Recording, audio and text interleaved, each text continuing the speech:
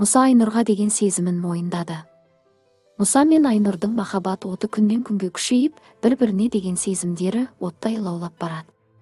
Қатысушылардың көпшілігі Қосылайықтың күнделікті тікелей эфирінде Мұса мен Айнұрдың қол ұстасып жүргенін әзіл деп ойлағанымен, бұл әзіл емес, шындыққа айналып бара жатқан сияқты.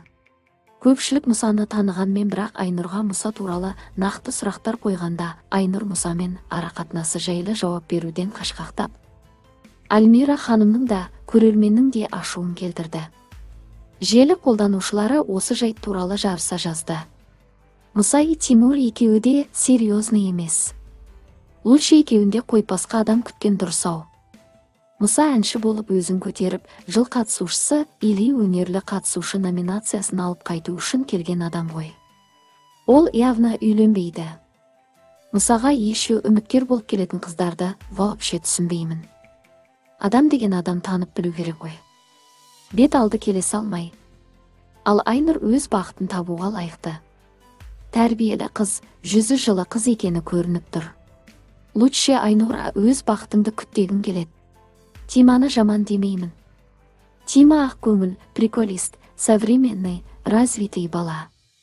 Навряд ли получится. Мұса байдан шыққан қызды алама екен. Ол ажырасқан ғой. Ой, Тимурың да үйленбейді, просто ішіп-пісіп өзін көрсетуге келді.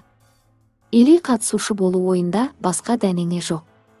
Мұса ажырасқан қызды алмау керек, неге оған тым жақын болу керек. Алыс жүр, бақытын тапсын, басын байлама. Бір болайықтың эфирінде қыздарды қалай жылатқаныңды көрдім, деп жарыса жазды желі қолданушылары. Мұсаның қолдаушы апалары мен Агатаның жанкүйерлері Мұса жайлы негатив жазғандарға қатты ренішін білдірді. Бұл эфирде Мұса тақырыбы мейлі. Бірақ ержігіт Айнұрды Мұсадан қызғанып қалуын ешкім күтпеген болатын. Ержігіт Ханзада тіпті Айнұрдың Мұсаға қарамайтынын айтты. Естеріңізге сала кетейік, ержігіт Ханзада Айнұрды алғаш рет қатысушы болып келген күні сезімі ашылған болатын. Оны көрген Джулия ержігітті қатты қызғанып көзіне жас алып жылап жіберді. Осы жайттан кейін Джулия эфирге шығудан бас тартты.